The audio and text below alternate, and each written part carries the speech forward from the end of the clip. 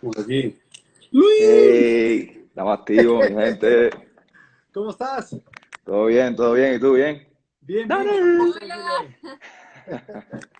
La que hay, que es la que hay.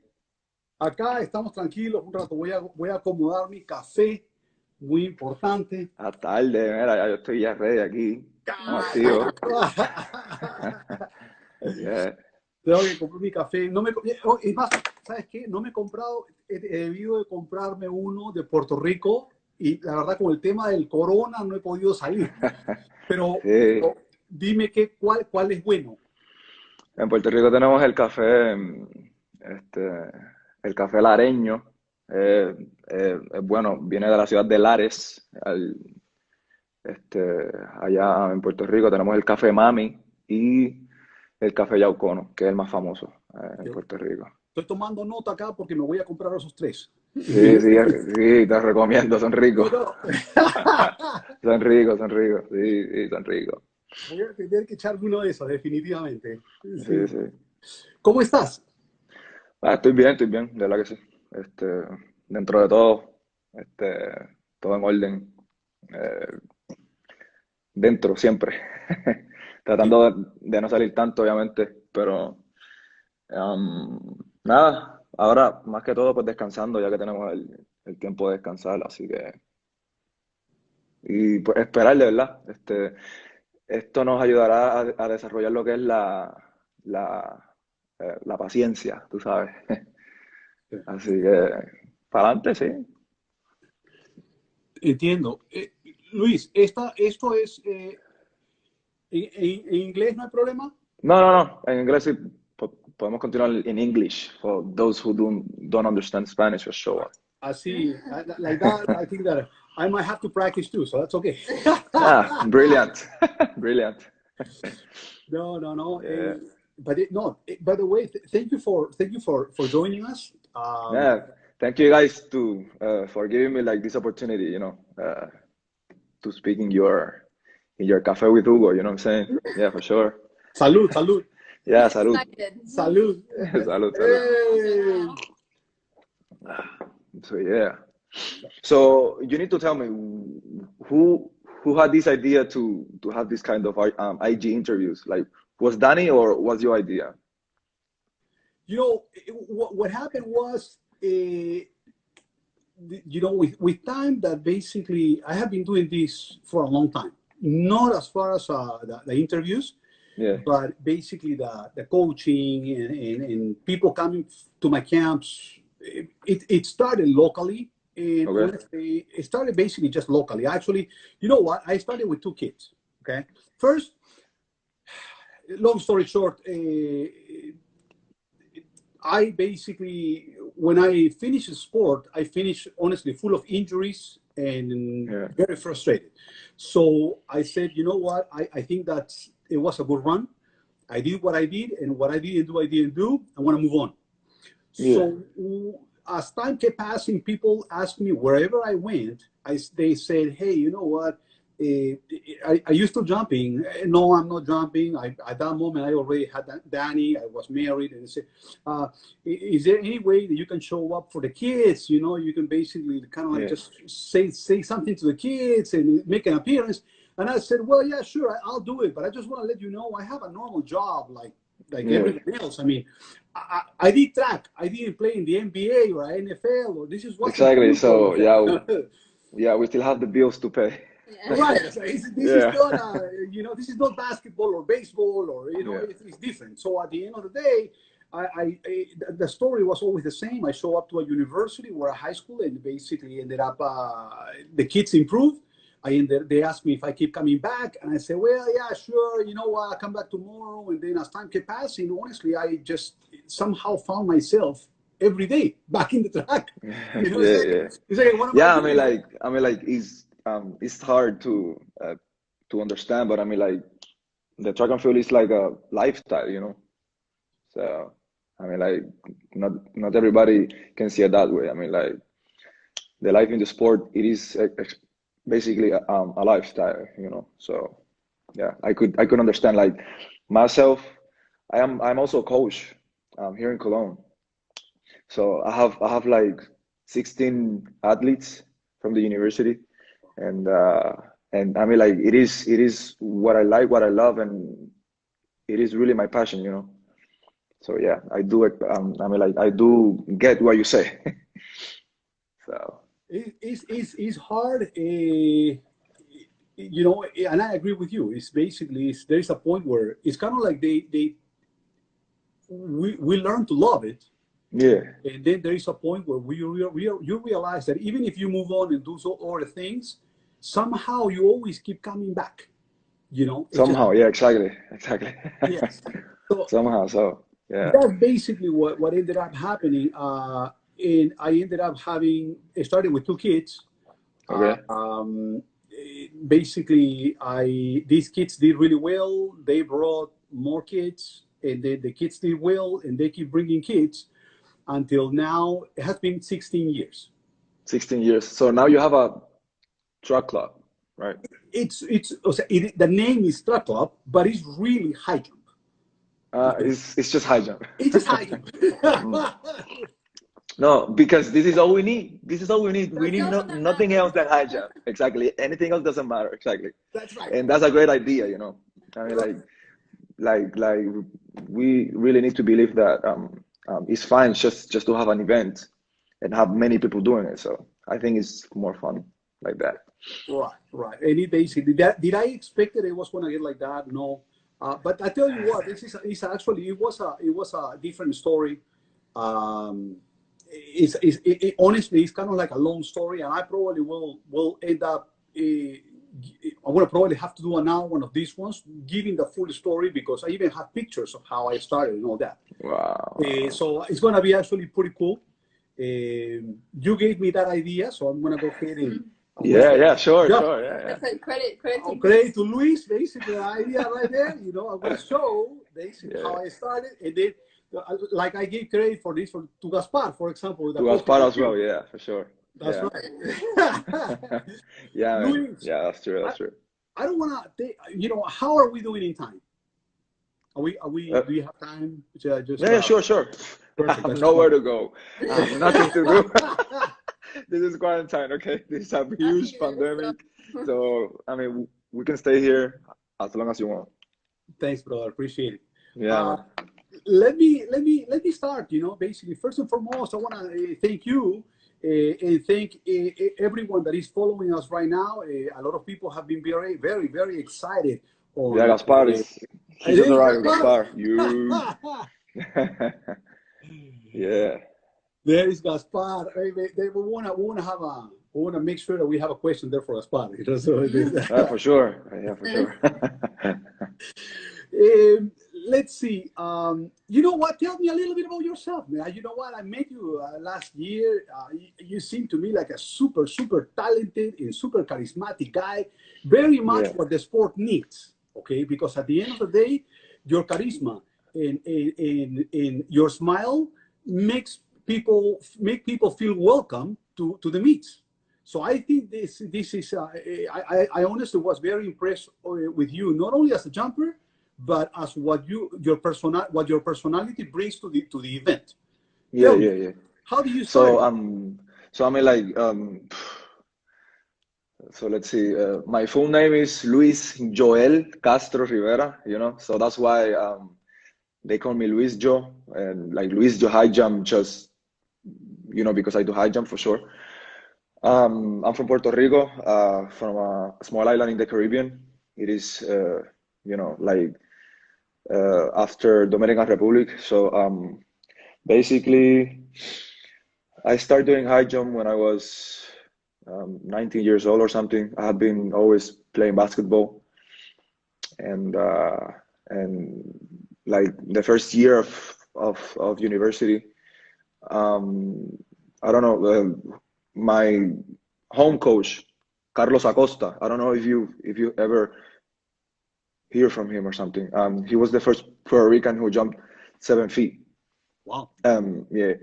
So he just went to one of the basketball games, and then he saw me jumping and flying and doing everything by jumping and everything. So like he really saw in me like the talent, like to do like this kind of event. So I was having no idea how to do it or what to do it. So about that time was 2011, and that year I jumped 2 meters uh, at that time, and then to 2012 I jumped 215. No, al revés. 2011 I started jumping 2 meters, and by the end of 2011 I was jumping 210.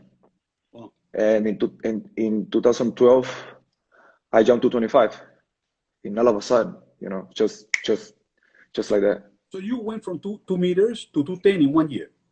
In And one then year, from 2 meters to 210. And in 2012, in the next year, yeah, exactly. And I started with 210, and I was doing 210 like almost in every meet. So the first 3 meets I was doing 210 and everything. And then at the university champs in Puerto Rico, I jumped to 15. And then I went to the NCAAs. Then I jumped to 13. And then I went to Barquisimeto in Venezuela in the Ibero-Americans. Then I did 222. And then I went to Bogotá, Colombia, and I did 225, And I end up trying to qualify myself for London Olympics in Guanajuato, in Mexico. And there was where I met Edgar for the first time. And we both tried 229 to qualify to London. And by the time, the standard was 228. So we went there like in the under 23 NACAC, and there I jumped 224 or something like that. And yeah, so basically in 2 years, I got better like 15 centimeters or something like that. And then I mean, like, it was very funny because like Wolfgang Richthof, who is my coach now, this guy saw me in 2006. By that year, he opened his high jump center back in Cologne. And then he went to Puerto Rico to give like some coaching courses or something. So I was being part of the students to do like the exercise examples and everything. And of course I was playing basketball, but they just need like somebody to do like all the drills and everything. And that time was the first time that I tried the high jump, but I was very bad. I was jumping like 160 or something. Oh. And I was like 15 years old or something like that.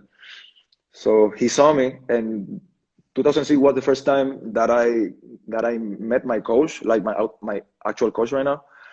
And then he told me like he was having a high jump center in Cologne, and like he was loving me to be there with him and like to develop myself there. But I mean, like, I was like, hey, you crazy? Like me going to Germany? No way. And I'm young. I'm studying. I don't even finish like my high school or something. So I didn't go, and I didn't even try the high jump by then. But then in 2012, after I jumped to 25 and I got very short to go to London, he was at my university in 2012. That was in October. And then he saw me and they said, hey, Luis, what's up? And I was like, who the hell is this guy? You know what I'm saying? Like, it was weird, And then he told me who he were, and then I remember like we met like 6 years ago or something like that. And then he told me about the center, and then he asked me like what I was doing, because he was there because he get to know that somebody in Puerto Rico was jumping very high. So, but he didn't know that it was me. And then I told him, yeah, so I'm doing high jump now. Oh, then I'm happy for you. And then he told me, so how high are you jumping? So I'm jumping to 25. And then he was like, what? 225? You crazy?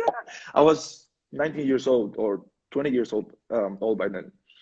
So he said, so now I'm gonna ask you again. I really, really want you to be with us at the high jump center in Cologne.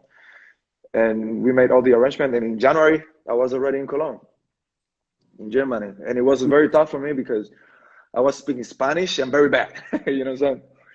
And I wasn't able to speak German or English or any other language, So it was like, and the adaptation that we had to do, like with the philosophy from my old coach to this coach, and it was I don't know, like very tough year for me. So so yeah, basically yeah, 2013 since I was like trying to adapt, I was jumping. I mean, like my first meet was in the Cologne high jump meet, like the Hochsprung mit Musik. The meet that we usually do like in January. So I start my season there in January, my first indoor season, and I jumped to 21, and I was still 20 years old. So, and then I went to another meeting. Then I did like 215, then 220, and then 222, and then like the entire year I was like this, jumping to 24, jumping to 23, to 21. And then at that time it was the world champs for Moscow, I think, or the GU or something like this. And again, the standard was 228. And then I went to the Universiada in Kazan, in Russia.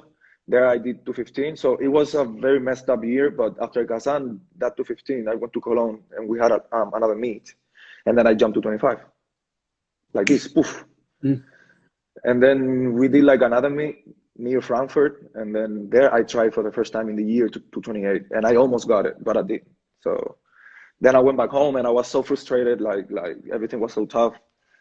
My girlfriend was being in Puerto Rico, my family in Puerto Rico. I've been by myself ever since I go to Cologne. So Puerto Rico really want to come back. Wanted to stay.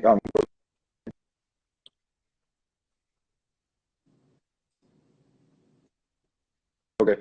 So so basically it was my coach from home who said, "Hey, you just gave only a year and it's not enough for you to make a decision or to say, yeah, okay, I will stop. Give it like another year and then try it again. You always gonna have the chance to come back home. So this opportunity, like not everybody has it. So take advantage, of course." I said, yeah, okay. Then I stayed in Puerto Rico like for 2 months, and then I came back to Cologne, and it was true, you know. I mean, like I was adapting myself to a different type of training and philosophy, and a year wasn't enough. So I continued my training, and in 2014 I jumped to 26. So it's a new national record in 2014, you know. And then 2014, it was a very long year because we were having Ibero-Americans and then CICs, like the Central American Games, in November in Veracruz. So it was a long year, and then I got injured. I suffered from a stress fracture in my takeoff tibia, and this has been my only problem like ever since. So I fractured my tibia. So 2015 was a mess. I mean, like I wasn't able to train, to compete, or I was doing training, then I was coming back from the injury. So this year with the injury, I did 222. That was my season best. And then, but yeah, I mean, like it was kind of active pause, you know. So Tamber is asking, who is my favorite high jumper? Man, this question is so simple. Of course, there is a crazy Italian guy who shaved like half. I don't know if you guys know him. So this guy is my favorite jumper. Yeah, that's right. Yeah, Marco, man, I miss you, fratello. Me manchi tantissimo, bello. Bene. So yeah, so in 2015. Like by the end of the year, of course, I was already able to be back on training because like the recovery was like six months or something. So I did it, and then I started like my training like in December or something. So it was quite a mess, man. So I start my training in December, like preparation training, not even a decent indoor season. Then we went for training camp. We went to South Africa, and we were really trying hard, like to put me in shape, you know, to be ready, like to at least to try to go to Olympics. And we were talking about like after 6 years, after 5 years of the same standard, 228. So in your head is 228. So it's that simple. And even though like even higher height than your PB, but then at this year they decide to do 229, so it's even higher. So imagine the like I don't know, like the pressure, or I don't know, I don't even know how to explain like this kind of feeling, but I mean like it was so desperate, you know.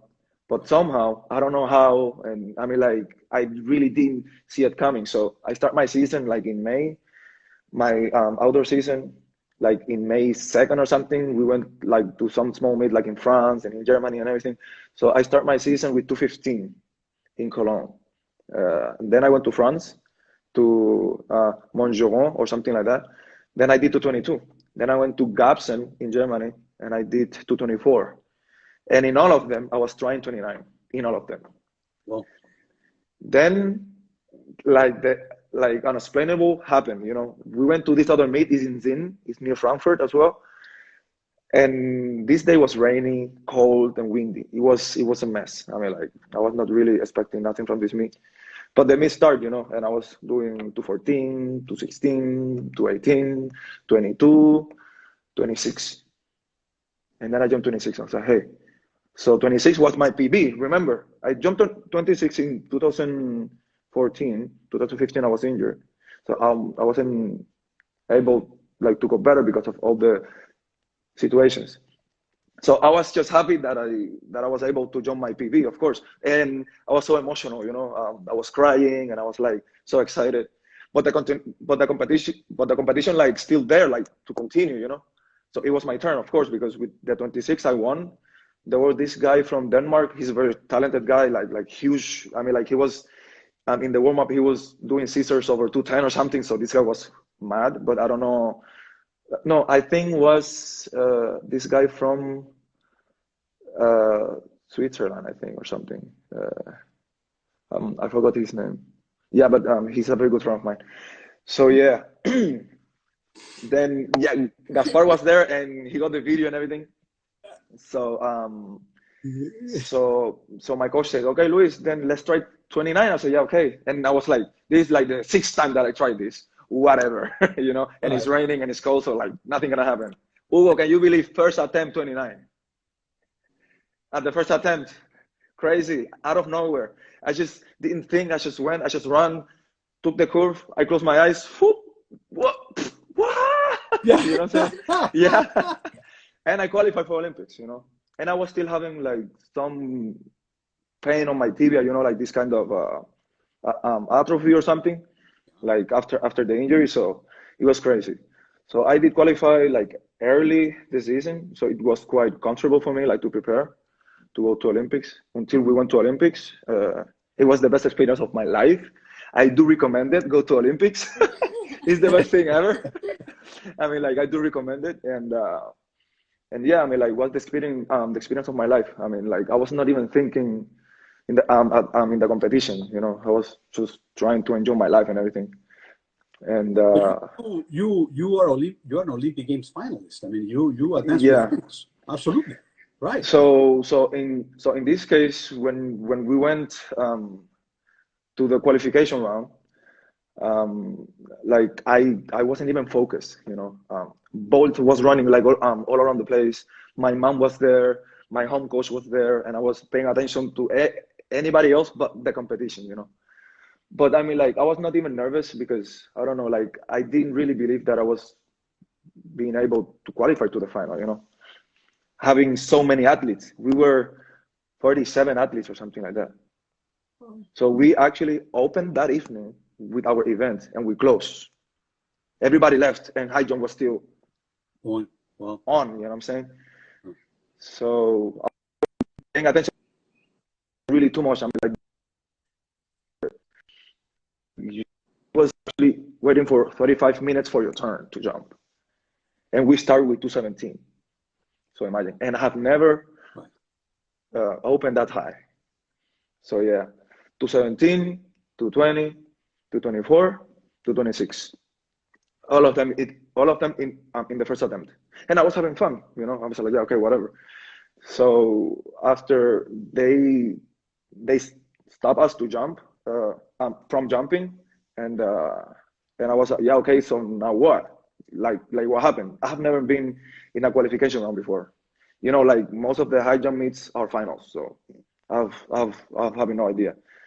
So until I start looking like at the board, and I don't know, I start seeing names and cues, you know, until I see my name in the queue, like qualified. I was like, oh my God, I was so happy. And then I was screaming, jumping, crying. I was running all over the place like I won the gold medal, you know, because I was not expecting that. So yeah, I mean, like it was very, very emotional, and I was very happy because my mom was there with me, you know, and she was able to be there in this historic moment, because for Puerto Rico, I'm the first high jumper who qualified into a final.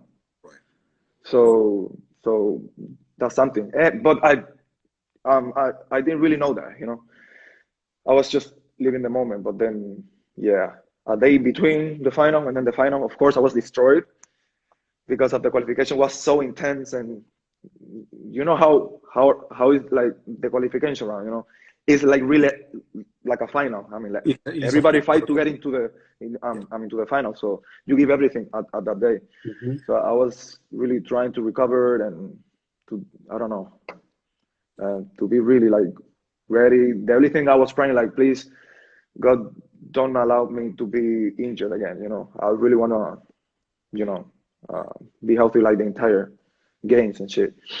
So yeah, and like at the final, I really did my best. We started in 220, and again, new things for me. I mean, I haven't been able to start that high, but I cleared at the first attempt, and then we jumped to 26, and that's it. Again, 226.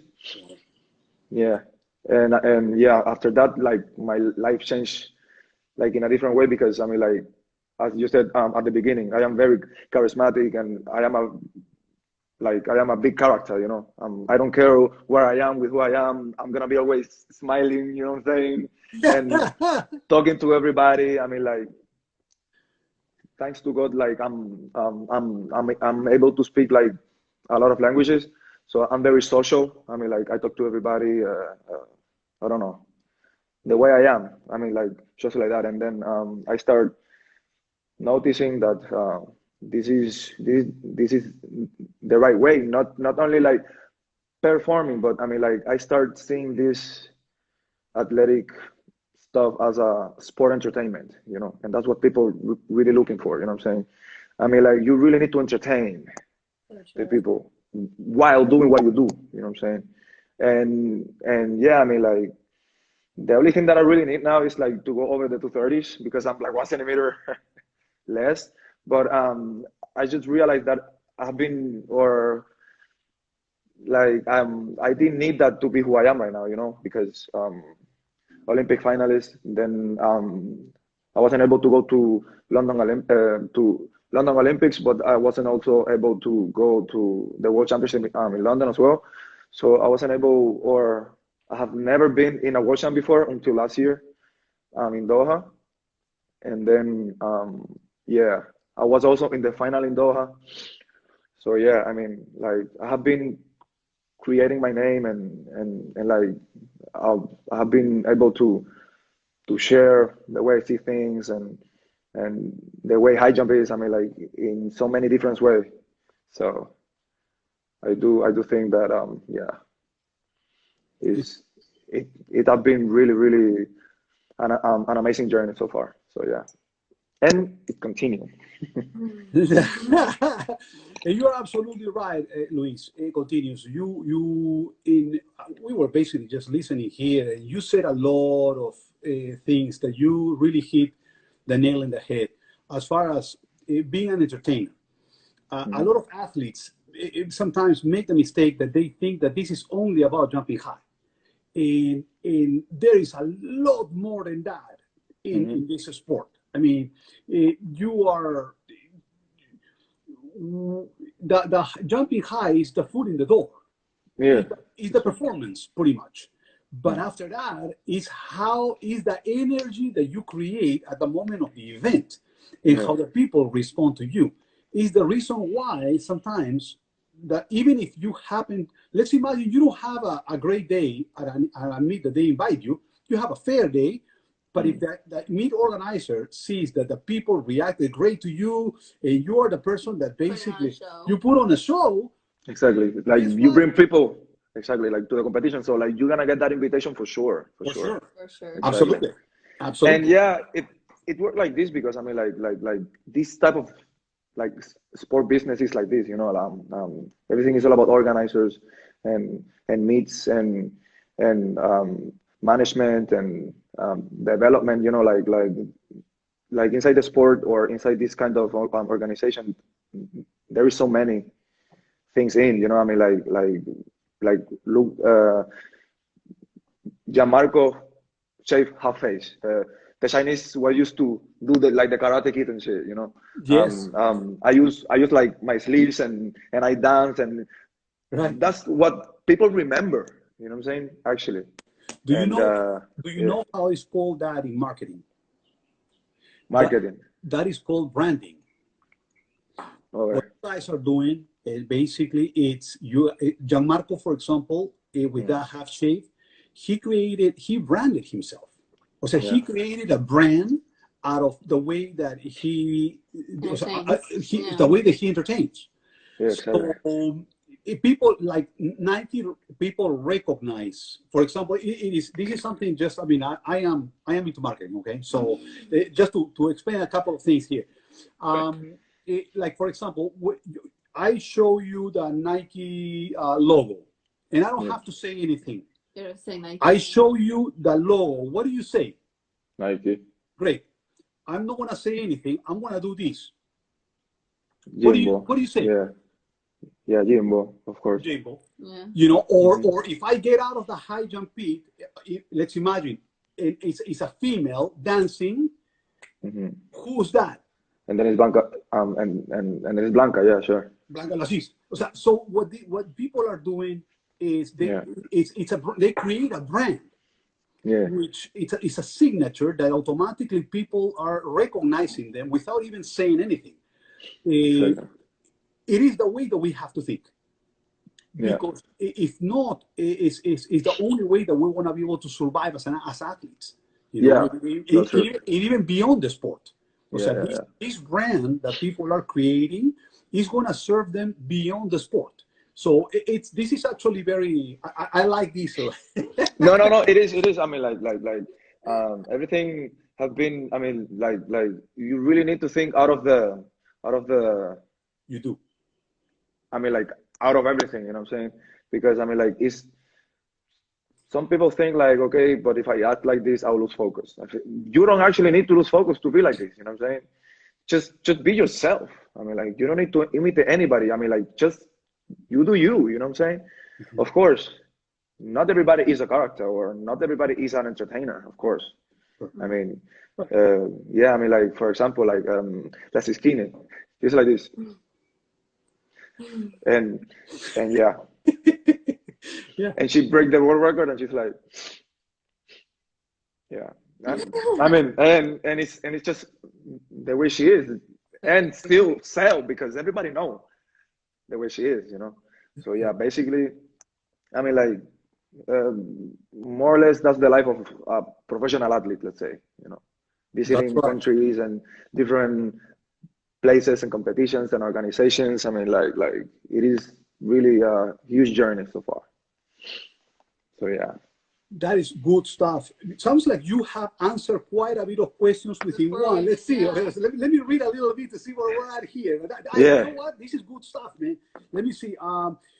Very quick. You know, how is to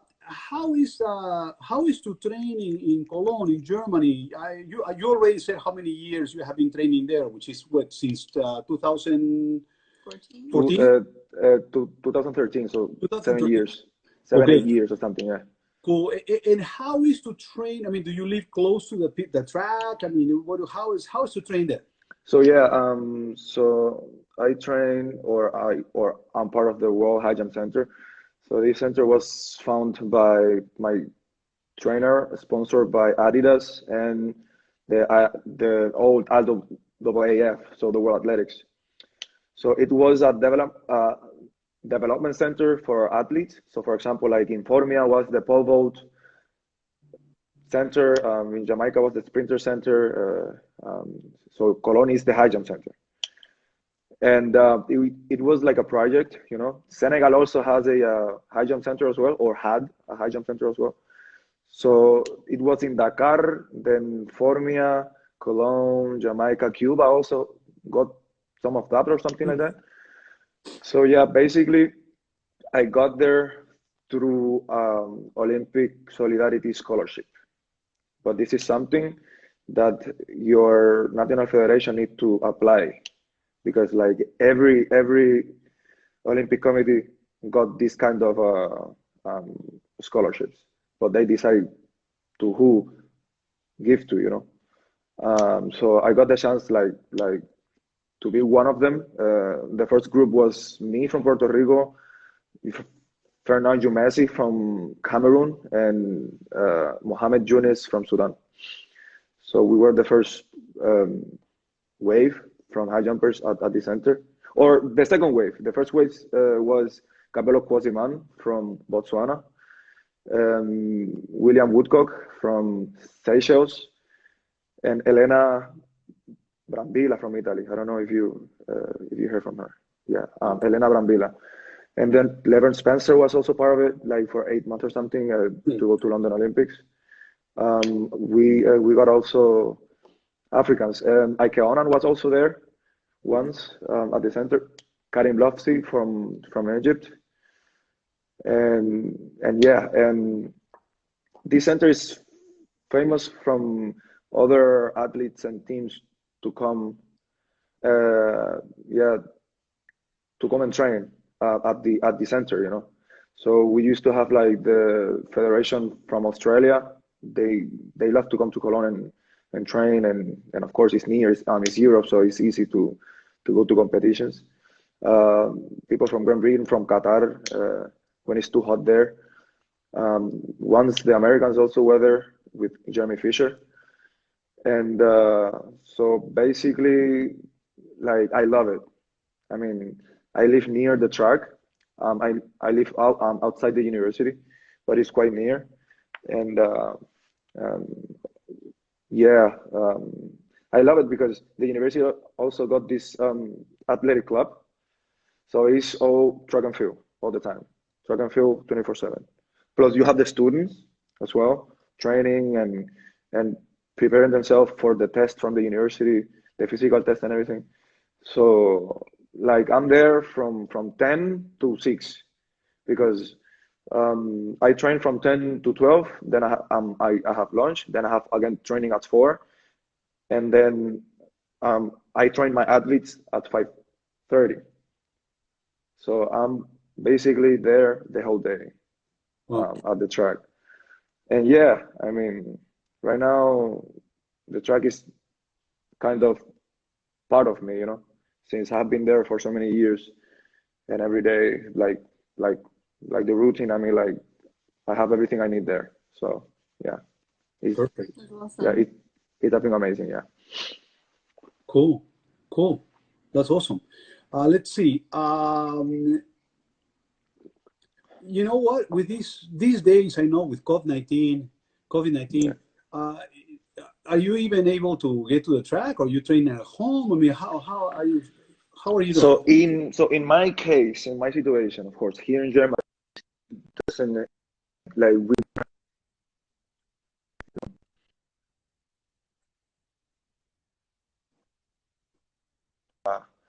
So we are allowed to be outside, of course, but every other facility, of course, is closed. So any training that you do have to be outside at the park or at the hill or go to stairs or do something at home. I don't know. In my case, I really low the intensity of my training. First of all, because I start this indoor season. I started like with a lot of injuries and a lot of situations, but it's from an overuse from last year. You know, last year was long, very very long. Saying that very long indoor season, like a month and a half of an indoor season, and then an outdoor season until October or something like that. So basically, I was like burned out. So taking advantage of the decision of Olympics and everything, so I decided to lay low for the moment and really try to recover, because it doesn't make any sense. I mean, like, I know every other athlete right now who is listening, like it's very tough to keep yourself motivated in these kind of situations, you know. And I cannot imagine those who are not even allowed to go out because of the restriction or something. So since now we have all the time that we need, I really want to take it and to be smart with me, you know, because I am a very sensible athlete. I am like crystal, you know, like I break very easy, and I'm really too strong from my type of body, you know. In one of the questions, I saw, what do I do best in training? I love weightlifting. I love weightlifting. So imagine, I am 73 kilos. I'm 194 height, 195, 194. And in cleans, I have 135 kilos in cleans, you know. In squats, I go over 300 or something like that. And I don't even go heavier because my coach doesn't allow me. So imagine, I am very, very strong, and I like the way it is because you see me very skinny and light, but I am a power high jumper. I don't use speed, I use power. You see the way I jump, you see the way I crush my lead leg, you know what I'm saying? And the time that I spend on the floor. So back in Puerto Rico, I was used to, and this is another question about the test. I was really looking for some results, but I couldn't find it in my phone. In Puerto Rico, we usually used to have tests, you know. Of course, I'm 29 years old right now, and I don't train the same way that I used to train when I was 22, 21 years old, of course.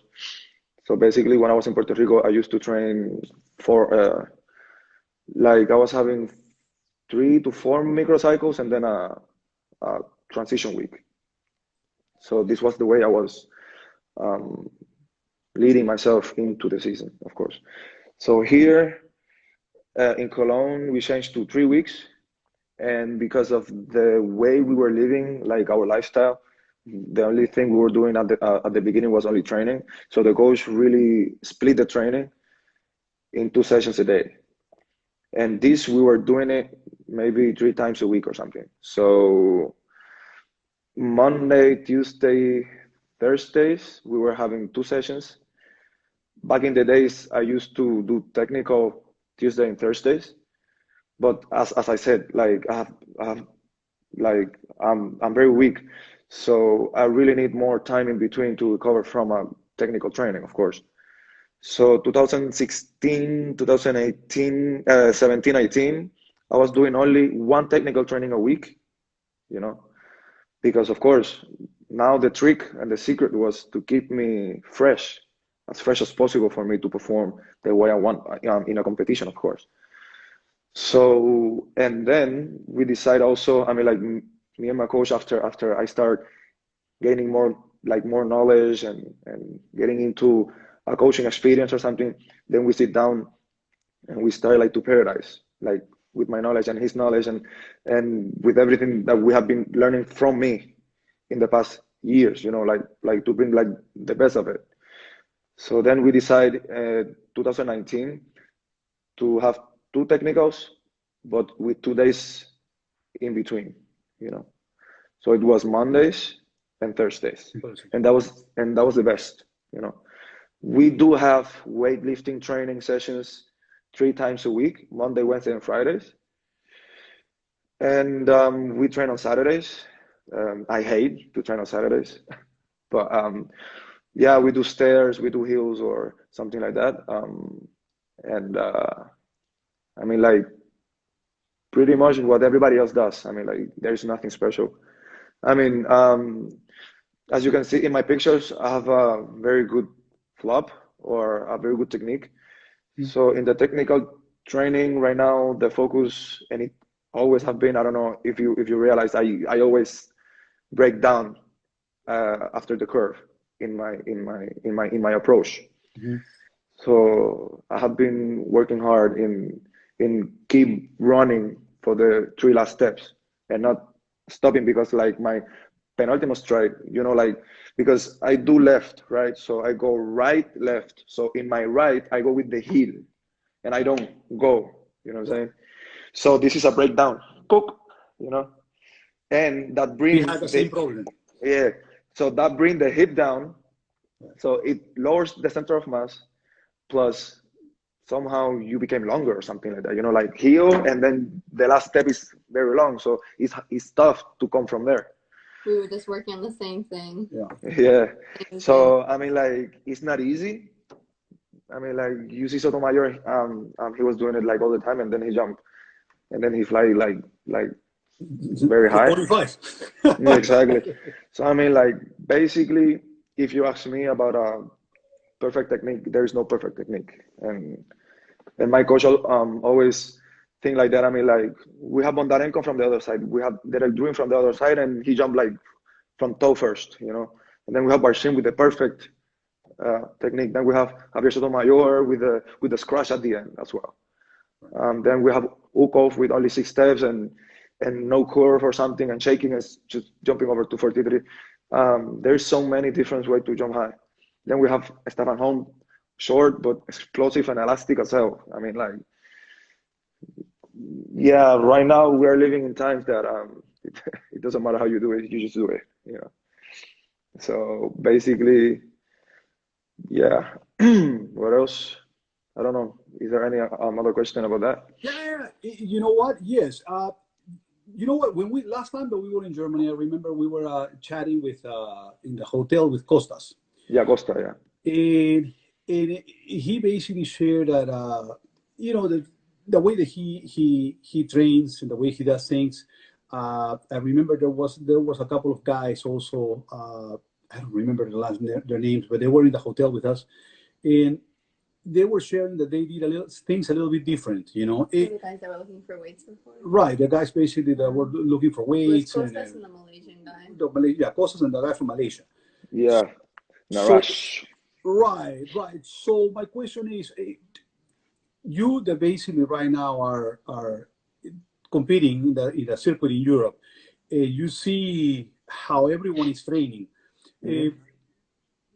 What do you so how is your training or your way of training different than, for example, Gianmarco Tamberi, or different than Costas, or different than the guys from Russia, or things like that? So, like, for example, I mean, like, there is huge difference about the age, of course. I mean, like, you see Gianmarco, he's young, so like, he's very active, like, he's all over the place. Then you have Costa, it have been in the field for quite long, and he just go to the weight, he do and he jog and stretch, and I'm done. Okay, good, yeah, whatever, Then you have me, the same day of the competition in the morning, I go to the weights and I lift and I do weights right before all the competition. Edgar also used to do it like that, and he had been changing sometimes the day before, sometimes the same day. Yeah, he cannot design himself. And yeah, basically in this case, everybody is trying to keep their own secrets by themselves. I mean, like, they train, like, they hide out or they go somewhere else and they do their routine. Like, it's not like, yeah, we meet in the competitions and we eat and we laugh and we joke and we have a hell of a time all the time that we meet in every competition. I mean, like, you have been there, so it's like the best time ever. But when it's time to prepare, or when it's time to get ready, I mean, like, I know that Edgar, because he's my training partner, but it's not like, I mean, like, yeah, sometimes you look through the window and then you see one of the athletes just jogging or doing some activation before the competition. Quite basic. So I think everybody else act from their feeling, For example, I need really to train before a competition because I hate the feeling of a fresh warm up. You know, like when you start jogging and it's like, oh my God. And it's just to think that we need to jump now, you know, I hate it. So it's like, I get rid of that feeling in the morning and I get all the rustiness out of me in the morning, that when it's time to compete, I need 20-25 minutes to warm up and I'm ready, you know. But I mean, that's now. Before I could do anything, but now the age is start hitting in there, you know. So yeah. Cool, man. That's great. Let me see. You definitely have answered a lot of questions ahead. You basically have went all the way through. So let's see. You know what? It is. Somebody asked me about your nutrition. I mean, do you change your nutrition basically? So at the beginning, I didn't care much because I'm skinny and I have been always skinny, thanks to the Lord. So yeah, but then I start to feel and realize that the way I was eating was really affecting. I mean, like I was getting a lot of blood infections, you know, because I was eating burger and fries and I was not even taking care of my health. But I mean, like everybody learned from their mistakes. So right. I learned, and now I do really have a way like how to eat, or como yo digo, alimentarme. Se me olvidó esa palabra. No. You're cooking for yourself and you're feeding yourself. Yeah, exactly. And since October last year, I start to be vegetarian, like to avoid to eat meat that much, because I mean, like what I'm having right now, or since forever, like this, he cooks more than any athlete in the world. That's so good. Yeah, Gaspar knows. Yeah. Gaspar knows everything. Yeah. The only reason why he visits Germany to visit Luis for me to cook to him. So yeah. So basically, we know that the meat have inflammation. Como yo digo, glándulas de inflamación, tú sabes. You're right. Yeah. So basically, the pain that I was feeling in my body, or the way that I was feeling, or the reason why I was always tired and so stiff and muscle pain and everything, I mean, like it's inflammation, of course. Mm-hmm. So I was getting inflammation so easy. So I start searching for to get rid of it, like or like it's easier to get inflammation when you eat like that, you know. So then I decide, I mean, like I really substitute, you know, like now I eat carne de soya, you know, like soy meat. Soy meat, and I really substitute like all those food that I used to eat, and soya, tofu, like a lot of vegetables and everything. And then I really start to feel different, you know. I mean, like, you know, every morning you wake up and it's like, and it's so hard to wake up. After a month that I start this diet, I wake up, no problem. You know what I'm saying? At 7, at 8, at 9, at 6, with no problem, without any problem. You know what I'm saying? I start having like more energy, you know, in training, or like in the day, like during the day, you know. So many things changed that I really start to enjoy it. It was tough because I love meat, I love chicken, I love steak, I love all this kind of stuff. But now that I passed through that, now I'm trying to keep a balance. You know, it's not like I don't eat meat 100%. I do eat meat maybe twice a week or something. I mean, or if there is no meat, I don't eat it. I mean, like it's fine. And ever since I have been eating and having this type of diet, and it's amazing. I love it. Cool. The way I feel, of course, because everything comes through the way you feel. You know, I mean, like if you don't feel the difference, then it doesn't make sense, because everybody works like in a different way, of course. But I did this, and I did experience this change of my feeling, that it really did good, and it's doing good so far. So I did it. I mean, yeah, there is a lot of vegetarians and vegans who are pushing and pushing to people to stop eating meat, but it's not like that. It's not like that, you know. I mean, like you really need to, by yourself, have this kind of curious and try it, you know. And if you like it, it's fine. If not, then we have been living like this for so long, so keep eating meat. So do you think that if I go into the vegetarian meat, am I gonna look like you? Maybe, yeah. Yeah, look this. I'm gonna You have see? Yeah, like we started already. Yeah. Yeah, of course. Okay, No, yeah, no. Of course, I mean, like, healthy diet, healthy life. And it's obvious. It is obvious. I mean, like, you don't need nobody to tell you this. It is obvious. So. Yeah, you're right. It all starts basically with the food. Yeah, exactly. I mean, like the way you eat, for sure. Cool. So let's see. Basically, what is just in case? I think that this the Instagram allows this for 1 hour. If for any reason we get cut off, we'll call you. We'll go ahead and go back inside again. Cool. Yeah, sure. Yeah, okay. Yeah. So let's see.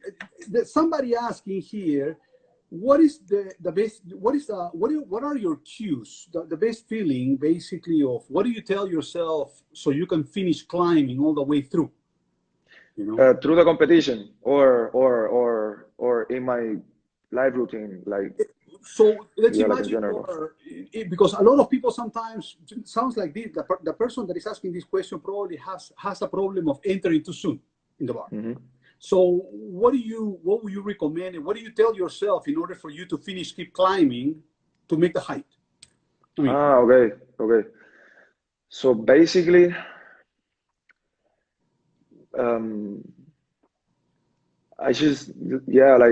we just need a moment of waiting. I mean, like, it's that simple. Stop. I mean, like, you jump and stop. Just a moment. Just a moment, because, and like this type of situation or problem to get too early into the bar is like, first you really need to understand why you need to wait. I mean, why? I mean, like, you're giving yourself time to go up. I mean, you jump and that's a reaction. The floor pushes you back. So you need to give that time to react. So like, you need to jump and elevate. So there is so many things. Wait, be patient, say no, stay there, keep looking, don't throw yourself. Wait.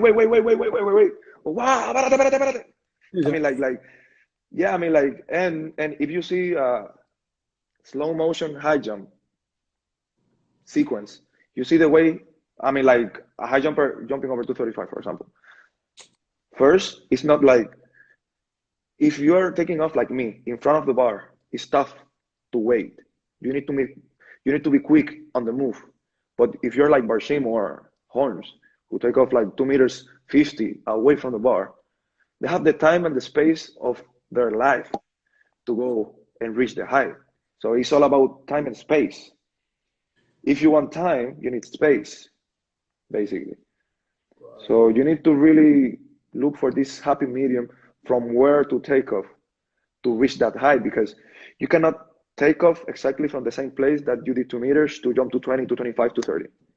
Every time you need to move back. Anytime you need to give yourself space, because it's higher and it's getting higher and it's getting higher. You know what I'm saying? So basically, like for example, like as a beginner, you know, like you put yourself in front of the pole. I want to go ahead and chat out him with him, because this is interesting. It was good stuff. That's right. No.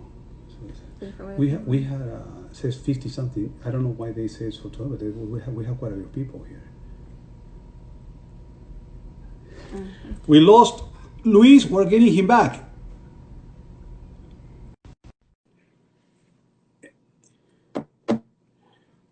and we are getting Luis back at any point. We are back on business. There you go. So yeah, so I was saying, so like for example, for a high jump beginner, you know, like you put them in front of the post, yeah, and you tell them like to touch the bar and like until the limit, you know, and from there it's a good place to start taking off, you know, and then we see how they develop because we need to know how fast they get into the approach, you know, into the takeoff. I mean, like you cannot take off exactly the same distance for marching takeoff, for example, because you might not be that fast enough to travel that far. You know what I'm saying? So this is something that people really need to understand. You know, if it's a speed high jumper, the way they block, because we block, the way they pull the lead leg, if the lead leg is parallel to the bar, or if they push the lead leg into the other shoulder, for example. You know what I'm saying? If the lead leg is a long lead leg, you know what I'm saying? Like the Bahamian or like the Jamaican, you know what I'm saying? I mean, like the way they denied the bar or the way they took the curve. There's people like Ruth Beitia, they took the curve like this. There's people like Jamal Cotamberi that they took the curve like skiing, you know? They move the torso, but they keep upright. So I mean, like the way you approach the bar, if you're in front, fine, you can take off and you can go vertical. But now it's all about the pacing and the space that you're having. You know what I'm saying? So before thinking about waiting, just try to realize where you are and from where are you taking off. Because if you are that near the bar and you want to wait, you're gonna hit it because you are trying to convert horizontal force and vertical force as much as you can. It's not like you're going like this. You're coming with speed. You know what I'm saying? So suddenly you are moving forward.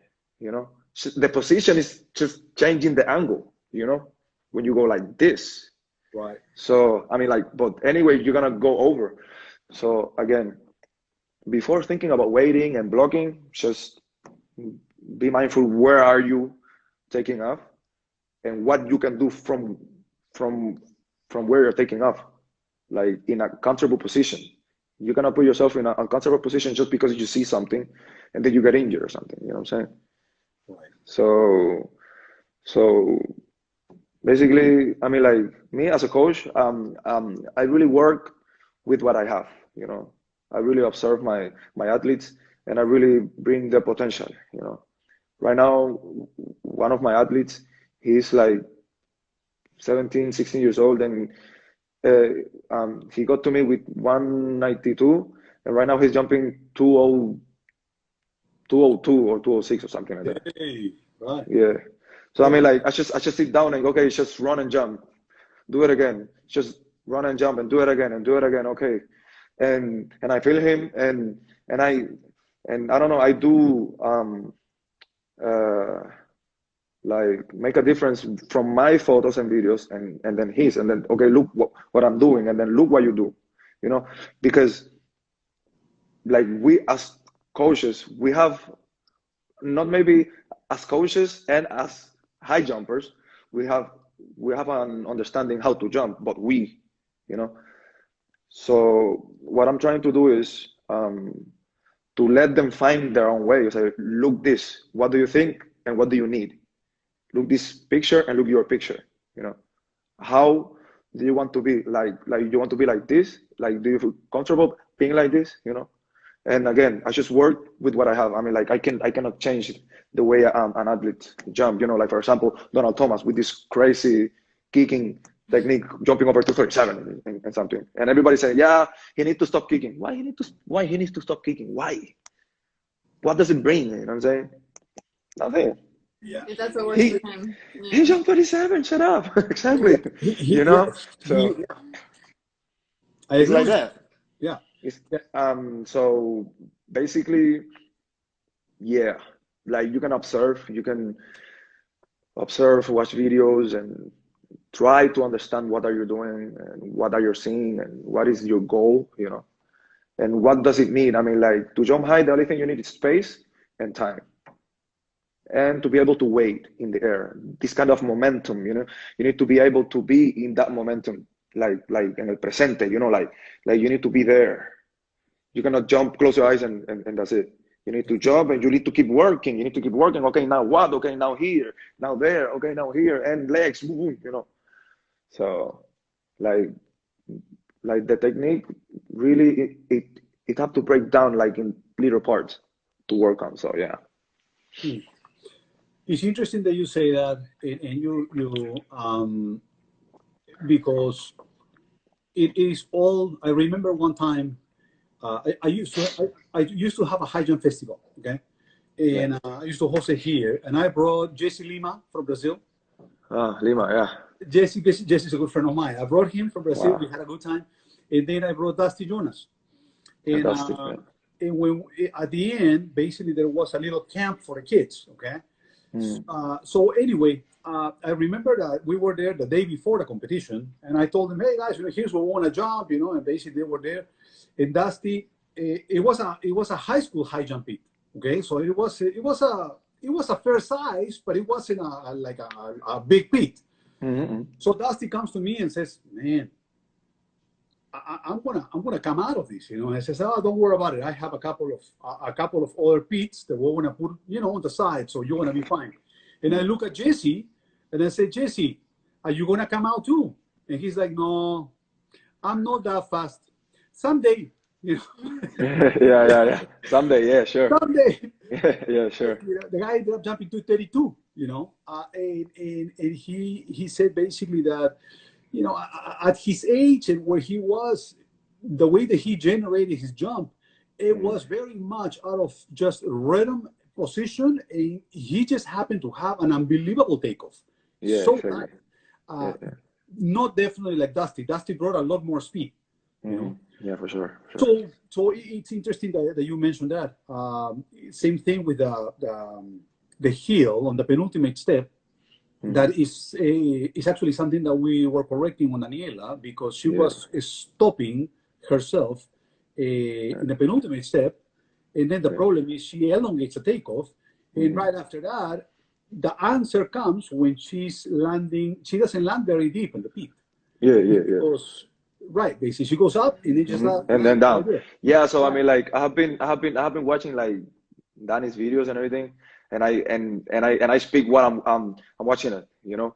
So the only thing that I can say, because I do the same, is like that happen when you prepare takeoff too late. You know, you stop. You divide the takeoff from the run up. The takeoff have to be with the run up, you know. So in my opinion, or mi consejo, ¿verdad? Try to prepare before, you know, charge, load, speed with energy. I mean, like when you get into the curve, start preparing, you know, and you will see it will be continue. I mean, like you will continue into the jump, and like you won't even notice you're gonna be on top of the bar, you know. And it's like, of course, when you go up and down, it's because you lost speed, you know, and you're not traveling anymore. So it's like the way you are building up in your approach, like the speed, you know, is progressive. Tam tam tam tam tam tam tam tam tam tam tam. Né? So what you do is tam tam tam tam tam pam pam. Né? This is a preparation. Pam pam. Né? Have to be in harmony, like music. You know, pam pam pam pam pam pam pam pam pam pam. You're gonna have the same time to take off. You're gonna have the same time and feeling like to push the floor, and it's gonna be comfortable because you're gonna go fast from the floor. It's not like, you know, you're gonna go boom, you know, because you're having speed. So this speed reaction, who is coming from the run up, you're gonna have it in the takeoff, and it's gonna be again in harmony, because while you're running, the action with the lead leg and takeoff is one movement. It's an exchange, you know. It's not planting and pulling the lead leg. Have to be an exchange, you know, like the same way you walk, you know, you walk and it's like an instinct. So it like it's an instinct as well.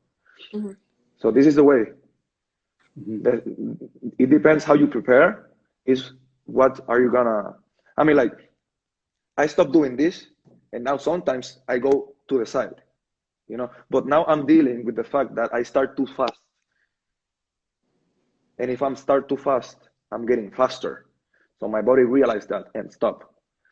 But since I'm not stopping anymore, I go to the side. So I go pam, pam, you know. And of course, when you go in, you actually gotta go out to the bar. So that's one of the mistakes that I have been dealing with so far, and I'm still dealing with. So, but yeah. Well, thanks. That helps because I've been trying to correct that for so long, and I mean, Yeah, sometimes yeah. it gets better, but then sometimes it comes back, and I just like I want to be able to correct it, and then just have it be there naturally, and just have the correction stick. Mhm. But it's kind of like hit or miss. So No, I mean like take notes. in the run up, you cannot change the pace drastically. You cannot go pam pam brrr, you know, it doesn't work like this. Try to be progressive, but with a comfortable speed. The speed has to be comfortable for you to allow you to take off. Because if you run 100 meters into the mattress, you're gonna break something, you know. And just try. I hope it can help. Try to prepare before, you know. For example, my run up is 4 steps, 3 steps, 5 steps. I go 1, 2, 3, 4, 1, 2, 3, 1, 2, 3, 4, 5. Mm-hmm. You know, break down the Rhythm. Yeah. exactly. Someone's do 1, 2, 3, 4, 1, 2, 3. You know, but this is speed. You know what I'm saying? Or they do 1, 2, 3, 1, 2, 1, 2, 3, 1, 2. You know, like it's so different. I mean, like you really need to find like your own way how to do a better structure of your run up. For example, how many steps do you have in your run up? Usually 7, but 7 from standing or from flying? with the fly, like I With the kind fly. of do it, and then I hit 7. I go 1, 2, and And the fly is constant or is intermitente? I mean, like, do you have another mark from where to start in the fly, or you just hit the mark? I usually just hit the mark. Like I just kind of see where, because my approach is 7 steps, so I just put the mark for the 7 steps where my 7 steps starts, and then I just kind of jog to the mark, kind of like get So, myself. okay, this is something. The fly helps to bring speed into the run up. Mm-hmm. If you have a fly and you jog, it's like being from standing. Yeah. You know what I'm saying? So it's like the fly. The reason why you have fly is because maybe you don't have 10 steps in your run up. Maybe you have 6 or 7, and it's not enough to gain speed. So that's why you need a fly. Yeah. You know. So that's why it's like you will need to go a little bit further in the fly and start speeding. Time when you hit the mark, you have the speed. The only thing you need to do is to maintain the speed and take off. You know. For sure. Try to, like from your tape, try 21 foot back. And so you hit the mark with the right? You hit your mark with the right? No, with the right. Yeah, with the right. Yeah, with the right. Yeah, exactly. So 1, 2, 3, 4. So you're gonna put 21 steps, 21 feet back from your mark, and that will be your fly. And so you put your leg on that mark from the fly, and you're gonna do 1, 2, 3, 4. 1, 2, 3, 1, 2, 3, 4. There you have 7. Yeah. 4, 3, 4. That's a structure, you know. And then you will be able like even to listen into your steps. Yeah. Like it's gonna be like a beat, pam, pam, pam, pam, pam, pam. You know what I'm saying? And then I would really want to know like what happened when you try this, you know, because maybe you won't even need a mark, but maybe you will need to use the fly for what it's for, you know, Mhm. to gain speed. I don't know if Gaspar is there, maybe he can say something about this topic. I don't know, because like we work on that like a lot on the fly. And one of the coaches, Faz from England, the coach from Robbie Gravas, Mhm. he also worked like this. You know, I mean, like a fly is part of the preparation. Well, I used to jump like that. Okay, yeah, I used to jump like that. We tried with Daniela. It was working really well last year. And for some weird reason, this year, with the things that she has been working on, that approach was just not clicking. yeah, But again, I think we put with their approaches though, and then we always end up coming back to the 7 with the fly because right. that's just I what mean, I've been comfortable with.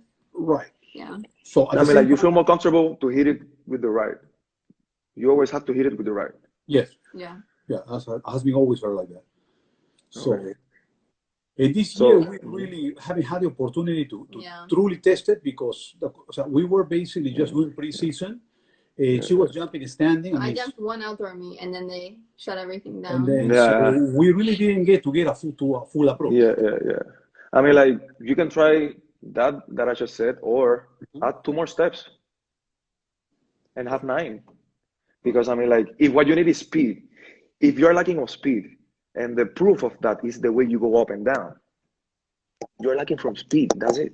Speed. That's what you need. Or you fix the fly, or you stay with the fly that is comfortably good for you, and add two more steps. Because all you need is speed. Yeah. Right, right, So right. I mean, like I don't know. Yeah, right now we come up already like with two solutions to try how to fix that, of course. And don't forget, every time you fix something, you need to fix the curve. So I don't know if you put a tape on the curve, right? Or Were you putting the tape in the curve right now? No, not No, really. no. No. The thing is, she has been jumping since she's 12. yeah, yeah, So there are a lot of things that are very much automatic on her. The only thing is that penultimate step was stopping her. Oh, there we go. There's Gaspar. Let's see. What is Gaspar saying right here? I so could go yeah, back yeah, and yeah, better to Yeah. hit a good curve and punch more accurate with the penultimate and stay high in the curve. exactly. Punch. Okay. Yeah, yeah. No, it's true. It's true. I mean, like when you when your body realizes that you're lacking for speed and you're approaching, it will do anything it needs to get it. So you go like this. You go like this. It will go for any other position to compensate. You know. So I mean, like Yeah, for if you're sure. fast, it's easier to stay in this position. It's easy. If you're fast, if you're slow, you will have the need to push. And pushing is effort and pushing and te pones trinca, and like this we're gonna jump, Right. so yeah. For sure. But no, I took some notes. I'm gonna try some stuff next time. yeah, I'm glad. with It's gonna her, help. the thing with her is that I have been very careful with her Yeah, on her training. For example, Daniela, probably I have been way too careful. Okay, yeah, it's happens. for example, as far as strength, she's not as strong as people think she is. Yeah. She does a lot of. We work with this machine, the eccentric, cables. Uh, very little weight. Yeah. Okay, so she doesn't really lift. Maybe but lift but once a week. Huh? because you don't let her, or because she doesn't want, or because No. It's I'm because okay it with has her, been yeah. a process. a And process, the yeah. thing is with her, is that her training has been mostly. I give you an example. Okay, when she was for the first 2 years. I mean, I have the video of how she started since she was little. Yeah, Since she was little, she came to me and told me that I want to do this, and I was like, baby, this is a very tough and lonely sport. I mean, let's just go ahead. Why don't you play volleyball or tennis? I don't know. Yeah. You know, we'll your mom and I pay for the camp. Go play tennis. I don't know. You know, yeah, sure. volleyball. I don't know. Do something else. You know, but no high jumps. I like to do something. I don't like to share. So she's like, okay, you know, I wanna go ahead and do this. But I want you to coach me, and I wanna compete. And I was like, well, you know, baby, this is under pressure. yeah, Wow, so I was like, now, baby, I don't know. You know what? But she's 12, so 11 at that moment. So it was the summer. So with that being said, my main concern was how can I keep her? She's a kid that is growing, so minimize the amount of pounding on her body. Yeah, and that's the challenge. Of course, that's the challenge. Yeah. So the way that she trained for the first 2 years was I told her how to run inside a pool. Yeah. So all the drills like natural resistance with natural resistance inside the pool. We work mechanically outside. And that's the best way. I mean, like, I love the pool, and that's the best way. I mean, like it does avoid like a lot of injuries, and it make you like stronger and like in so many ways. I mean, like that's brilliant. I do really agree with that. And I'm gonna start posting the videos of do it because I mean, people really need to see this. I mean, like at the beginning, my coach, when I was saying, hey coach, I want to train at the pool, you're gonna get slow. I mean, like this false philosophy about that. I mean, like the pool like helps in so many ways, you know, and you don't really need to be injured to use the pool. You know, people really wait to be in a big injury to use a pool, you know what I'm saying, and to train at the pool. The only thing you need 15, 20, 25 minutes, the pool, you know, and your body will really appreciate it. I mean, I think it helps a lot, and people don't realize it's actually, if you get like higher and you're trying to do like positions, it's a lot more challenging. Yeah, it is, yeah, of course.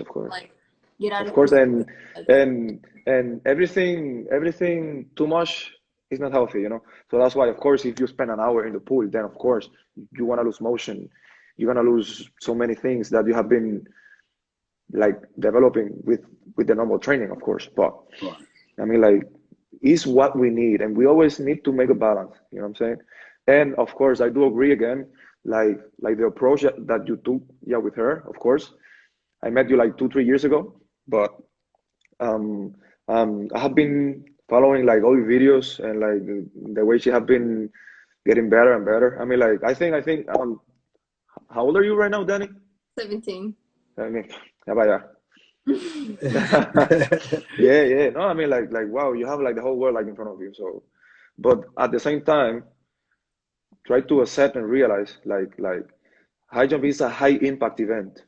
It's very high impact, and you really need to be ready to hold and to o sea, para soportar ese impacto, you know. You really need to be ready, and the only way that you can get ready is getting stronger. And strength is something that have no limit, you know, if you do it the right way, you know. For sure. I mean, like if you know how to do it, and if you do it the right way, you're gonna get stronger. And when you notice that you're strong, even like you won't even notice. The thing that you will notice is like how easy it's gonna be to do high jump when you're strong and healthy, because it's not like being strong and injured, and being strong and pain in the knee and tendonitis and Achilles and back pain or something. Yeah. Right. Well, and that's another thing. I mean, knocking on wood, Daniela has never had an injury. I mean, not once. Yeah.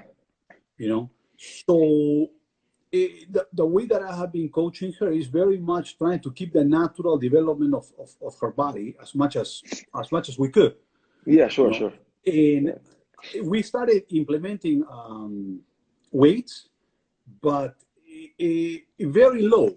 I mean, like, for example, you know, I mean, don't take me wrong. She when we said, oh, yeah, squats, okay, yeah, we try squats, okay? And when we say, yeah, we want to go half a squat, well, she goes a quarter, okay? So this is, in her mind, that's a half squat, you know, but it's just a quarter. No, but we high jumpers, this is what we do. That's One, it. Yeah. 2, 3, and that's it. And we can carry like 1,000 kilos. 1, Yeah, 2, yeah, yeah. and this is what we do. I mean, like we're high jumpers, but I mean, like I do understand like Hugo's position right now because it's like this is coming from an athlete who have suffered a lot of injuries, you know, so he knows how it's like and how it is. So of course, the way he's doing it, I think is the best way. How to avoid injuries. I mean, like the only way to know how to avoid injuries is having them. Lee Marvin se acaba de conectar. Dímelo, papi, está más tipo. So yeah. Lee Marvin Bonifacia de Curazao representa a Holanda, corre 400 metros, el duro, el nene de las nenas. So yeah. So I mean, like the only way how to know how to recover or to avoid injuries is having them. You know, right now, since 2 years, I start suffering from a tendinopatia in the patellar tendon. You know, and now I'm having tendinopatia in the soleus.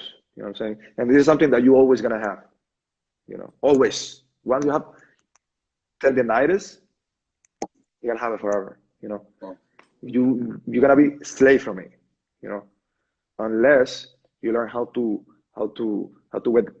get rid of the pain, because tendinopathy, we all know, like, it's inflammation of the tendon. That's it. And inflammation is painful. And yeah, I mean, like, how to get rid of the inflammation? You know, eccentric, isometrics. You know what I'm saying? Concentric. We do a lot of that. We do basically our strength sessions for the most part is eccentric. We only do 3 exercises of that, and we mix them with body weight exercises also. So that's our strength. I'll make a video and I'll send it to you. Okay? Yeah, please do it. Yeah, because it is interesting. It is interesting. So that's basically so we mix those exercises.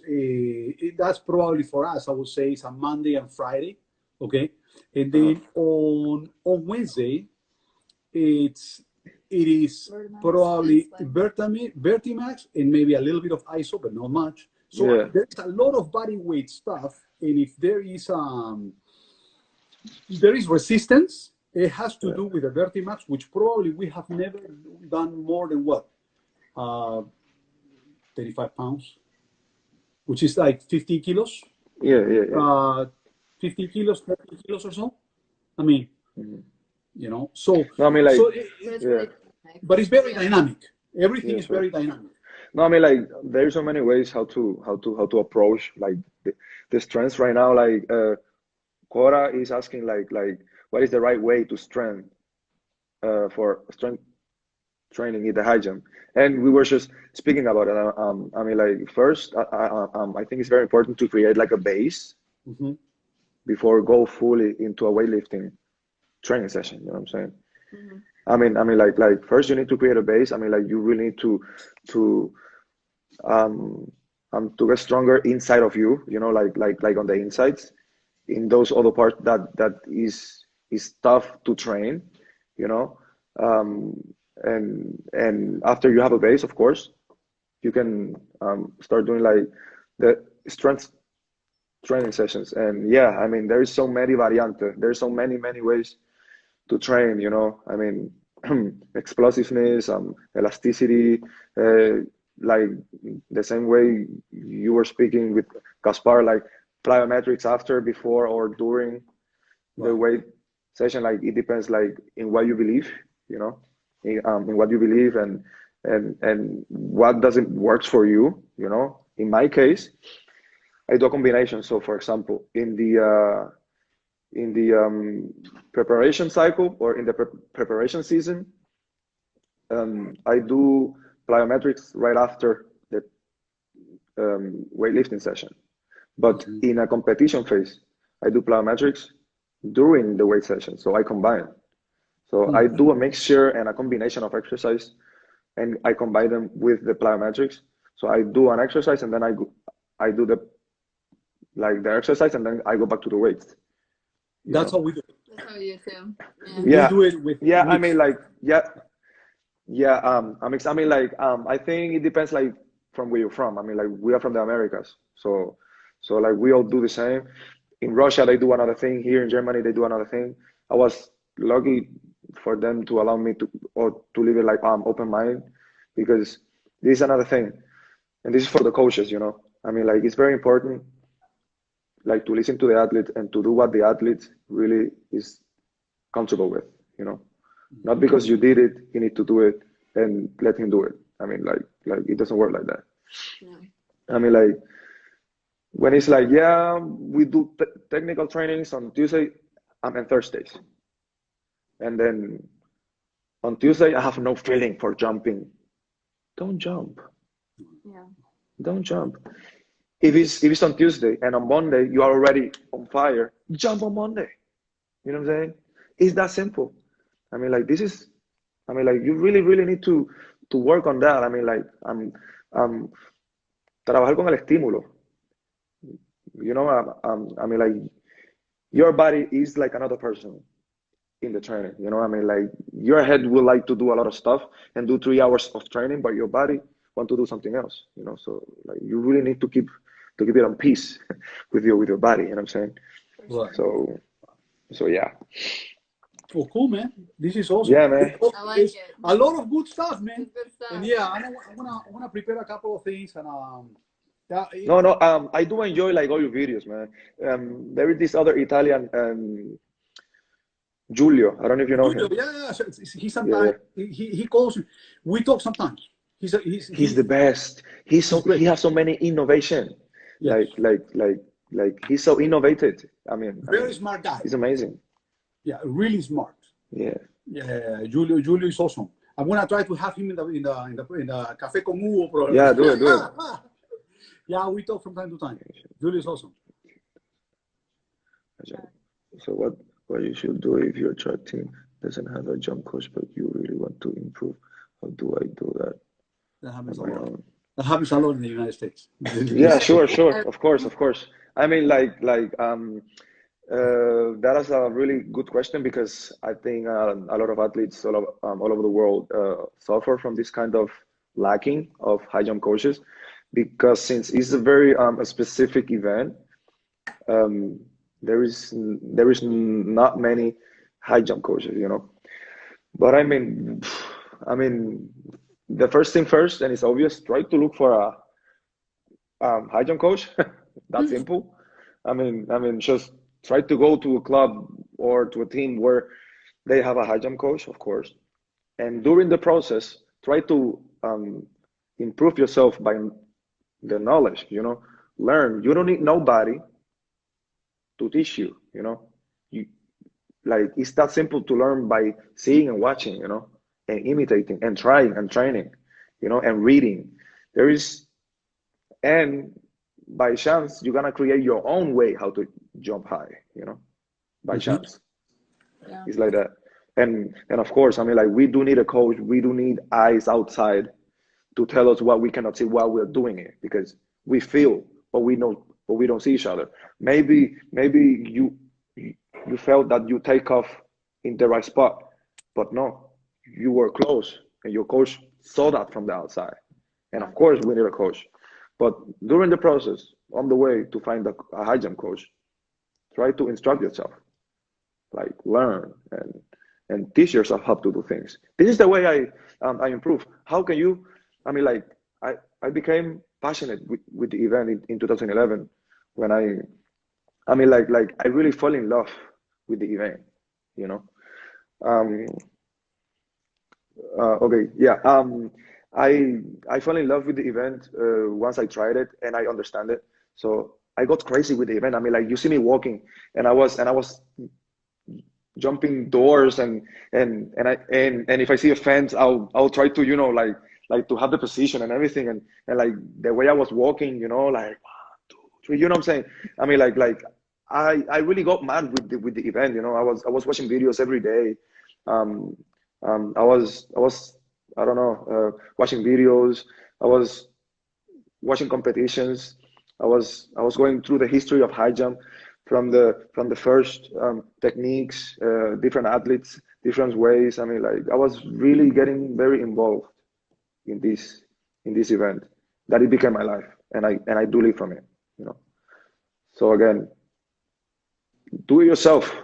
That's why you do athletics. You do it yourself. You know what I'm saying? You don't need nobody. You don't need a team to depend on. You know what I mean? Like you go as far as you work. So.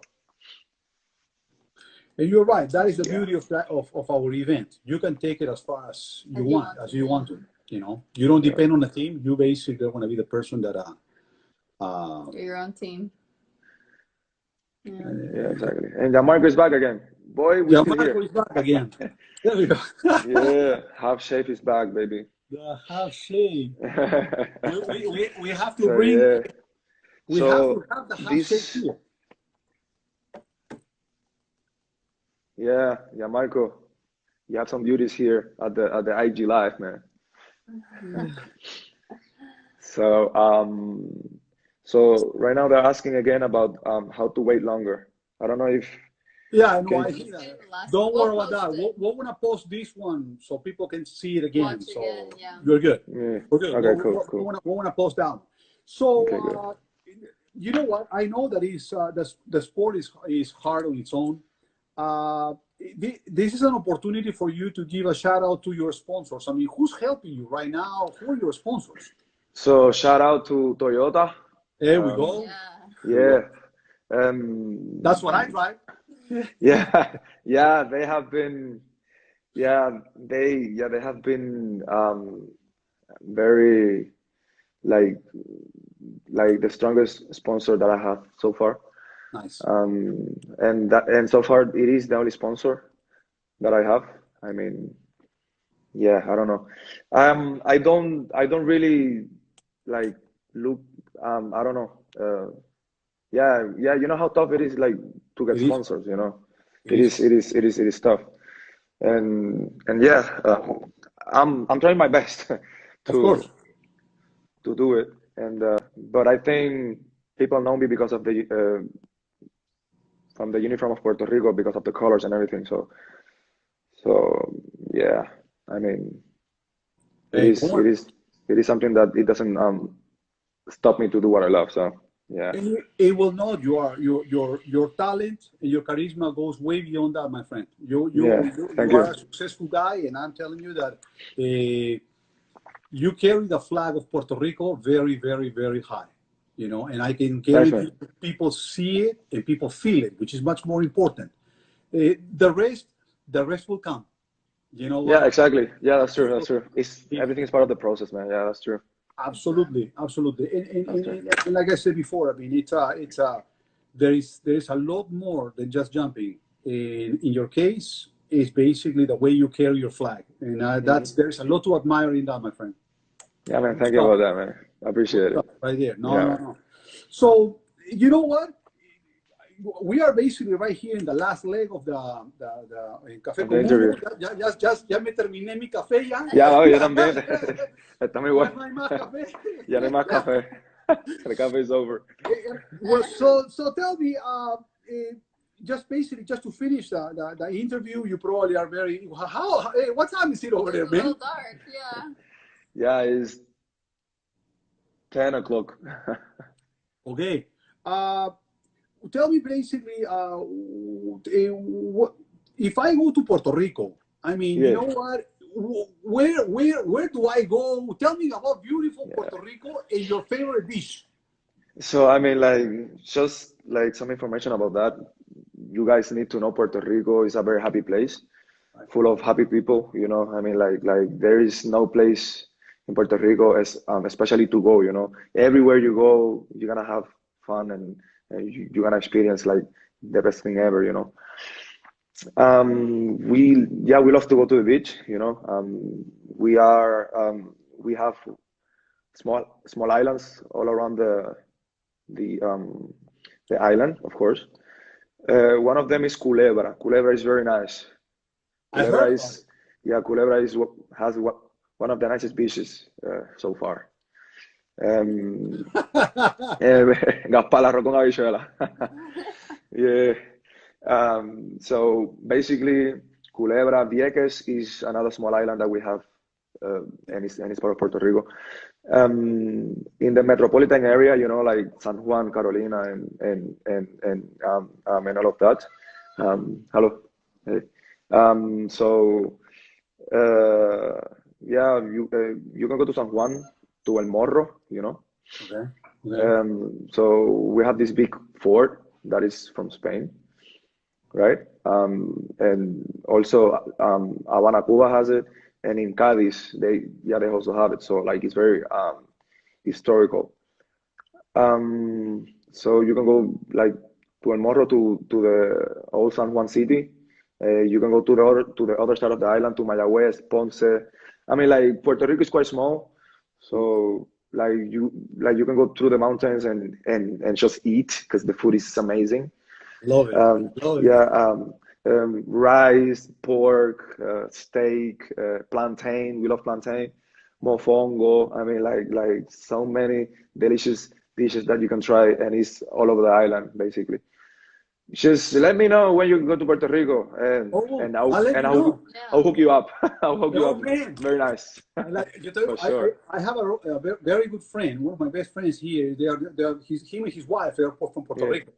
And every time that we go to his house, he basically puts the pork inside the like the box. oven. Yeah, Yeah, and man, it basically, oh yeah, yeah. man, he El kills it. puerco a I la mean, vara, el cuerpo a la oh vara. yeah. Okay, in Yeah, vara, yeah. in vara. El Okay, puerco that's en how he vara, does it. sí. Yeah, Wow, man, I'm yeah, telling you, yeah, it's like that. unbelievable, dude. So yeah, I mean, it is near the equator line, so it's hot most of the time. I mean, like the coldest that we have been having is, I mean, like I do it like in Celsius. I forgot already, like in Fahrenheit. But yeah, so 27 degree, 26 degree, That's nice. Gorgeous. and That's nice. that's summer here in Germany. So imagine. So Wow. yeah, Oh. basically. Well, you know what? Well, you want to see me When this is all over. in Culebra, In okay? Culebra, I'm gonna yeah, be in man. Let's go to Culebra Culebra. eating my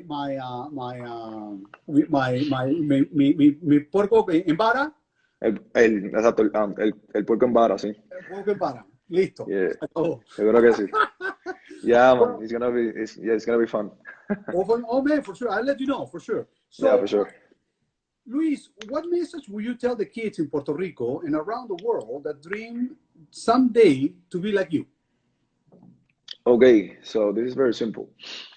Um, there is no goal without a sacrifice, you know what I'm saying? One of the things that really marked me, was how difficult it was to pass through all of this kind of process with the people doesn't, yeah, with the people don't believe in you, Don't let nobody to tell you who you are and what you and who you can be, you know what I'm saying? You work for you, of course, with a lot of discipline. One other thing is like be to be try to be realistic. You know what I'm saying? Try to have the feet on the ground. Like on earth. I mean, like if you really analyze yourself and if you really believe that you have what it takes to be what you want to be, it's gonna happen. You know what I'm saying? But you need to work hard on it. It's not like you're gonna sit in the sofa and it's gonna knock your door, or it's just gonna happen. Like a lot of stuff are gonna happen. I mean, like you're gonna have to do a lot of sacrifice. For example, me, I sacrificed to be home with my family, with my fiance in Puerto Rico, and I decide and I make a sacrifice about that time to work hard and become what I am right now. And I'm very grateful about that sacrifice because I'm seeing the fruit of it. Like I'm enjoying the results so far. And it keep continuing. Like it's just life. Life is just like this. Try to take advantage and to appreciate every time that you have in your hand because I always said life is like water through your hands. When you take water, how the water goes fast through your hands. This is life. You really need to take advantage of every opportunity you have in your hand to become and to do whatever you want to do, and there's nobody who can stop you, only you. And everybody, know this. So as long as you have the confidence and as long as you believe in yourself, the sky is the limit. You know what I'm saying? Keep working hard, keep growing up, learning. Think is for free. stop and think, listen to other people, you know. I mean, recognize, don't underestimate your opponent, for example, you know. Like, nobody is understandable, you know. Try always to be disciplined, and you're gonna make it. Disciplined, motivated, try to learn from yourself, of course, and keep moving forward. And it's not only like on the sport, like after the sport, just keep moving forward. Yeah, that's my message. Good stuff. You kill it. That was a good way to end it. You kill it. Nice, Man, man. you know what, Luis? I don't want to take more of your time. I mean, over there, basically, it's like, it's just really, really, really late. Thank Yeah, you. no. Yeah. Yeah, I mean, no, thank you guys for giving me this opportunity to be with you and to share this time with you. I mean, after all these difficult times, it is fun to meet like family, you know, so it's good. It's good, man. And family, we are brother. Thank you for Yeah, man. everything. Okay. Hey, now, guys, we want to say goodbye to Luis, the English part. All the best. I appreciate everyone that has been basically following us. And this interview is going to be posted on my Instagram and on the website later on. Probably, you know, have to put on YouTube and stuff like that. But again, thank you for being with us. And I'm going to go ahead and say goodbye now in Spanish to Luis. Yeah. Back to español, mi gente. Oye, papi, te lo agradezco. Ahora sí, estamos activos. Arroz habichuela, ahora sí. Estamos activos, corillo. No, mira, papi, ya tú sabes, yo te lo agradezco, Dani. Te quiero mucho, mami. Espero verte pronto otra vez. Hugo, también, espero verte pronto a ti también. A ver si me doy una visita por ahí. por los Houston. Luis, cuando tú quieras, hermano. Seguro que sí. Okay. Y espero verte la próxima vez que estemos por allá por Alemania. Cuidado, de repente, de repente, el tema del COVID nos ha fregado. Pero sí, a todos. Claro que estamos pensando ir para Alemania y para que haya una temporada de competencia. Así que cuidado. Si necesitan cualquier cosa, en Colonia tienen todas las puertas abiertas. Todas las puertas, todas las puertas abiertas. ¿Qué tan lejos está eso de Stuttgart? Bueno, Stuttgart es lejos, sí. Está como a unas 5 horas. Oh, wow. Manejando, en carro. Manejando, sí. Okay. Pero si en Stuttgart ya tienen un lugar, pues está bien. No. Nosotros, si iríamos, vamos y visitamos varios lugares. O sea, claro. Así que cuidado, y de repente estamos un tiempo en Stuttgart y de ahí vamos y visitamos Colonia y ahí estamos. Pues Colonia está cerca de Holanda, cerca de Francia, de Luxemburgo, de Frankfurt, de Dortmund, Düsseldorf. O sea, es el lado oeste de Alemania. Wow. Así que sí, está como 4 horas de París, así que... Es súper céntrico, entonces. Sí, es súper céntrico. Está a 50 minutos de la primera ciudad en Holanda, que es Maastricht. 2 horas y media de Ámsterdam. Vale. Está excelente. Wow. No, lo máximo. Perfecto. Yeah. Hermano, dale, entonces, seguro. Dale, sí, con calma. Nos mantenemos en comunicación, nos escribimos a los videos y pues me los envía y pues intercambiamos ideas como quiera. Claro que sí. También lo que tú necesites por acá, hermano. Cuídate muchísimo, ¿okay? Sí, gracias. Dale, Dani, un besito. Hugo, cuídate. Chao, hermano. Cuídate. Chao. Bye.